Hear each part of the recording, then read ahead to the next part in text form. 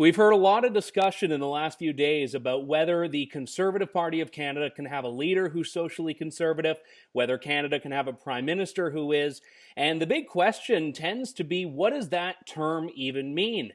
A lot of misconceptions about social conservatism. This was something that was brought to light most recently in a really good Twitter thread by Conservative MP, recently re-elected Conservative MP Garnett Genuis.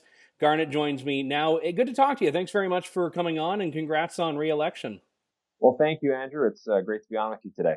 So let's start right here with where you went in your Twitter thread, because you said that a lot of these issues that are trying to be presented by the media and by the Liberals as being divisive really aren't even on the table for the socially conservative MPs, candidates, and certainly Canadian voters. Well, I think the point is that there's this phrase out there, social conservative, and maybe at one time people heard that term and had a clear sense of what it meant. But I think there's sort of a real lack of clarity around that now. But there are people within our party who care a lot about religious freedom, who believe in the centrality of family, who believe in the importance of protecting the vulnerable, of human rights. And what makes these people perhaps distinct within our party is that they prioritize those issues over economic issues. They're more interested in talking about fundamental freedoms, protection of conscience, than they are in talking about the economy, although they might share a lot of the same views about the economy as others within our party do.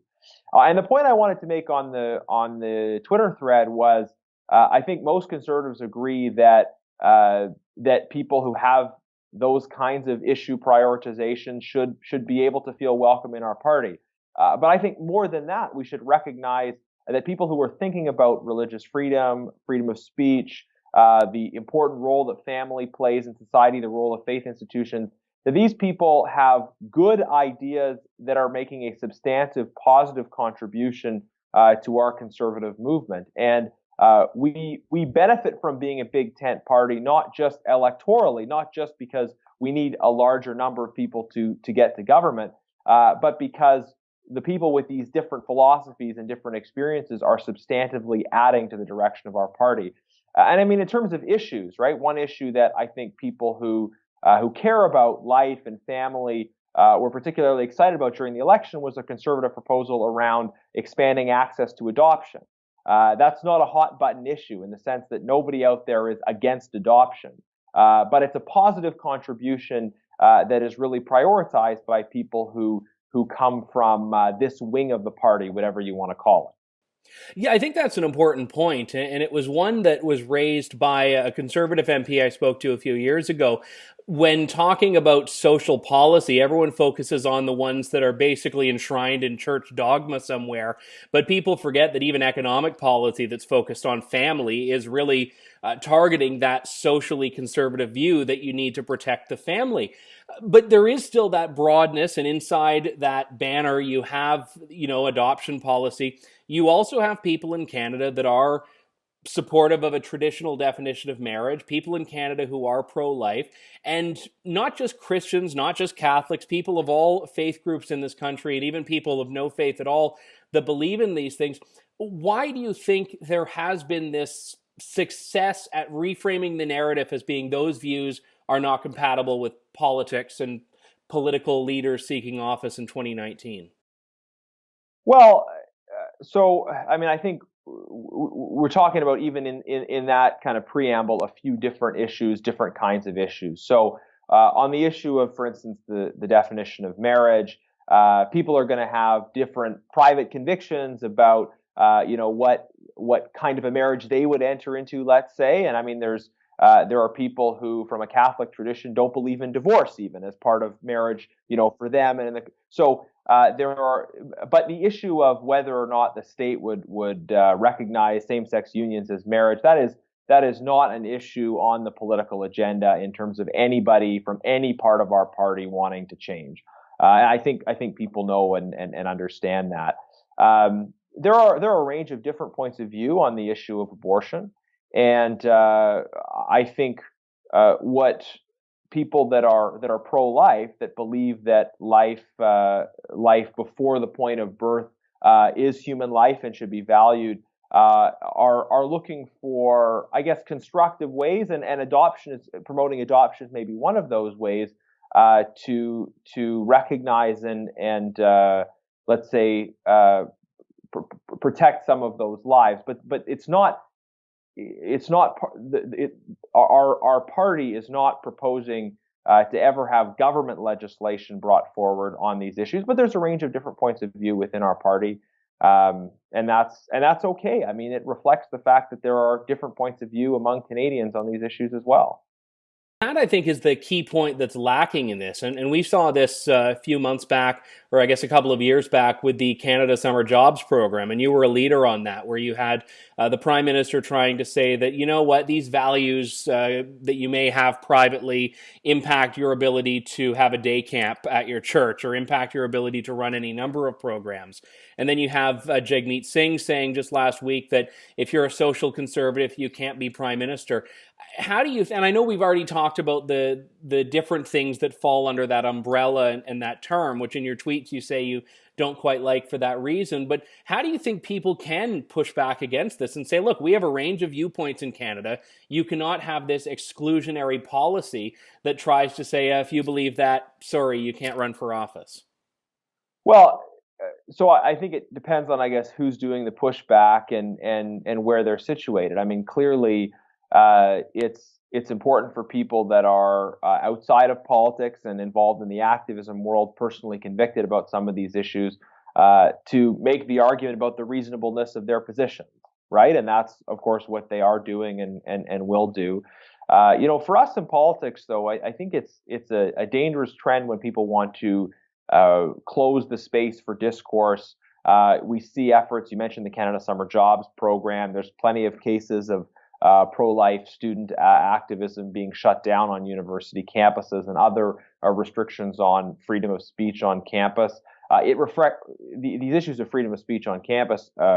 They impact a broad range of students from, I think, a broad range of different perspectives. And I think, going a bit of a different vein, there's growing concern about how foreign governments may try and influence discourse on campus around issues of human rights that may go against what that nation wants to see discussed. So there's a lot of these rights and freedoms issues that are bubbling to the surface in Canada, and I think, recognizing that what has made us what we are as a free society is the fact that we recognize that our own deeply held points of view might actually be wrong.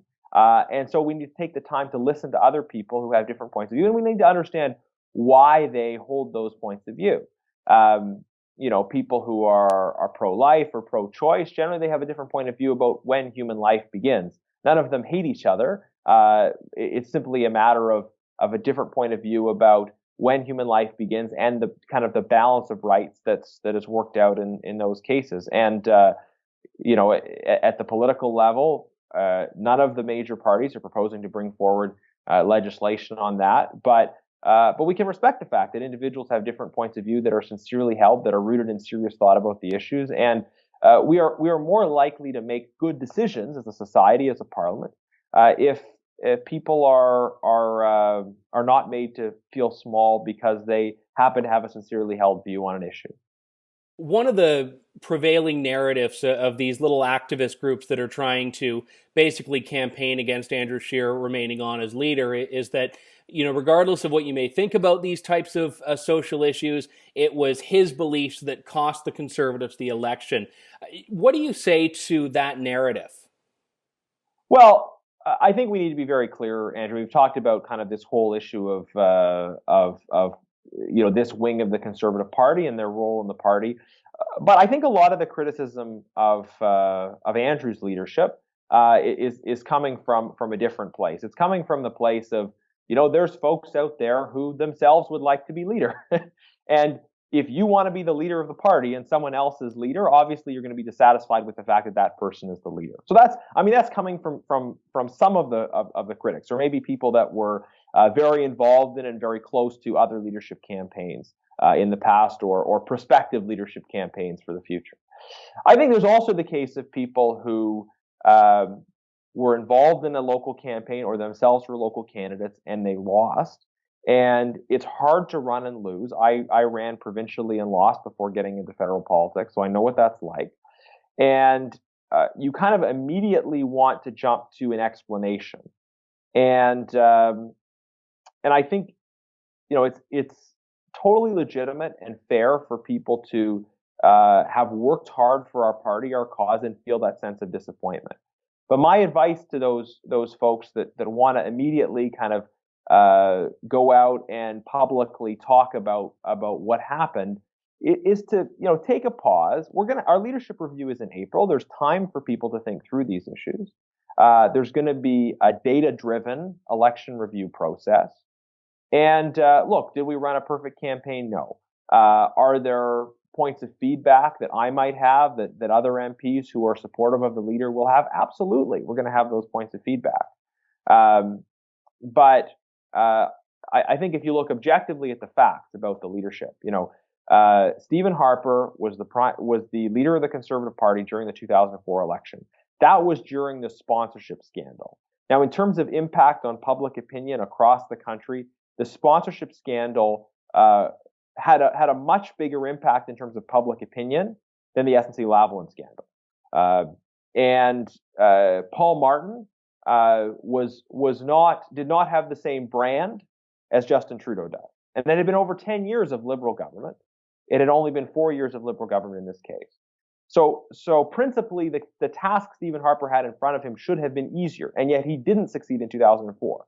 From 2004 to 2006, we stayed united, we continued to grow, we moved forward, and Stephen Harper became a very successful prime minister. Now, we didn't run a perfect campaign in 2004. We had to learn the lessons of 2004. And we grew from there to 2006.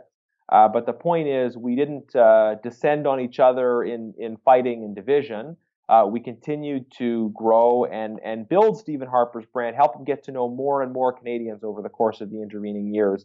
And we used that minority parliament to chip away and expose. We're going to have opportunities in this parliament that we didn't have before. The fact that the opposition has a majority, the kinds of investigations that can happen into the scandals of the Liberal government, there's more opportunities to drill into these issues and to push our policy agenda forward. Let's really show Canadians what we have, and let's focus on Canadians and their success, not on internal division. It would be such a mistake to give into this kind of grass is always greener mentality and